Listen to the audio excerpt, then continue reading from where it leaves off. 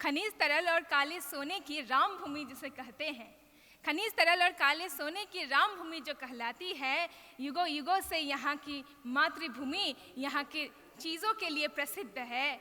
और उसी भूमि से मैं नेहा थापा असम की बोडो भूमि कोकराझार से आप सबके समक्ष आई हूँ। माँ कामाख्या की कोख से आप सबको प्रणाम करती हूँ। सदन में आज का मेरा विषय है वोकल फॉर लोकल, भारत को आर्थिक शक्ति बनाने हेतु क्रांतिकारी बदलाव का मार्ग। सन 1900 की शुरुआती सफर में शुरुआत होती है देश में स्वदेशी आंदोलन की, और तभी शुरुआत होती है देश में स्वावलंबी बनने के सफर की शुरुआत होती है। सन 1900 की शुरुआत में शुरुआती सफर में जब स्वावलंबी बनने के सफर में भारत आगे बढ़ता है, तब भारत में काफी सारे बदलाव के मार्ग बढ़ते हैं। I'm extremely sorry, I'm extremely nervous right now. I don't know what is happening. I'll continue my topic. सन 1900 में देश जब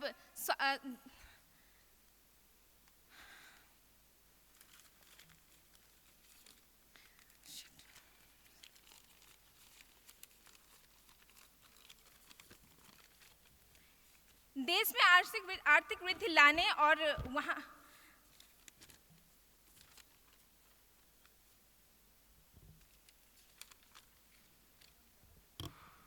सन 1900 में शुरुआत होती है देश में स्वदेशी आंदोलन की, और साथ ही शुरुआत होती है स्वावलंबी बनने की देश में बढ़ाए गए कदमों की। वोकल फॉर लोकल को ध्यान में रखते हुए आज मैं आपके समक्ष उस भारत की बात करना चाहूँगी जहाँ स्वदेशी आंदोलन के तहत देश के सबसे बड़े टाटा, लौह और इस्पात के उद्योग की स्थापना की जाती है। मैं आज आपके समक्ष उस भारत की बात करना चाहूँगी जहाँ कश्मीर के केसर की खुशबू विदेशों में से आती है, जहाँ केरल के नारियल हो या अरुणाचल की कीवी, कर्नाटका की काली मिर्च हो या सूरत की साड़ियाँ, प्रत्येक वस्तु अपने आप में एक अलग पहचान लाती है।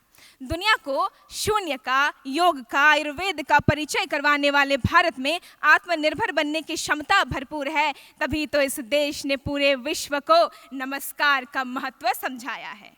मैं आज इस मंच पर यह कहते हुए बहुत गर्व महसूस करती हूँ कि मेरे अपने राज्य असम की महिलाओं द्वारा बनाए गए दोखना मेखला के कपड़े पूरे विश्व में इतने प्रसिद्ध हैं कि ये बस असम ही नहीं बल्कि पूरे देश में आर्थिक वृद्धि लाती है। और वहाँ की महिलाएं अपने आप में ही आत्मनिर्भरता की एक बड़ी उदाहरण देती है। तभी तो गांधी जी ने कहा था कि असम की महिलाएं अपने हाथों से अपने सपनों को बुनती हैं। वहीं हरियाणा के पानीपत के हथकरघा उद्योग एशिया के सबसे बड़े बाजारों में से एक है, और दूसरी ओर गुजरात का अमूल दूध वोकल फॉर लोकल के सपनों को साकार करता है।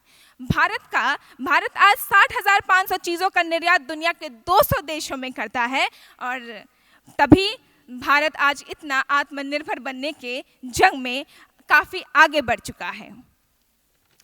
मैं आज आपके समक्ष ये कहते हुए बहुत गर्व महसूस करती हूँ कि हरियाणा के पानीपत की उद्योग जहाँ पूरे विश्व में एशिया के सबसे बड़े बाज़ारों में से एक है, तो वहीं गुजरात का अमूल दूध भारत में एक आर्थिक वृद्धि लाने की दौर पर खड़ा है। आज इस मंच पर वाकई मैं बहुत घबरा रही हूँ, लेकिन ये कहना ज़रूर चाहूँगी कि मेरा देश आज काफ़ी आगे बढ़ रहा है। इस देश के हर एक युवा हमारी तरह आत्मनिर्भरता के जंग में आगे ले जा रहे हैं। और before I and this topic, I am Neha Thapa from Assam. I am extremely sorry, I was very nervous, I just tried, I am sorry.